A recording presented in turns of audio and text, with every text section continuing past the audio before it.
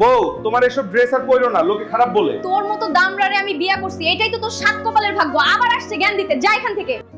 হ্যাঁ বলেন। আমি তোমায় ছাড়া থাকতেই পারছি না। আপনি আমার মধ্যে এমন কি দেখলেন? তোমার মধ্যেই সব সুখ। হইছে ঢং। আচ্ছা তুমি অফিসে আসো, সব বলছি। আচ্ছা অফিসে গিয়ে কথা হবে, এখন রাখি।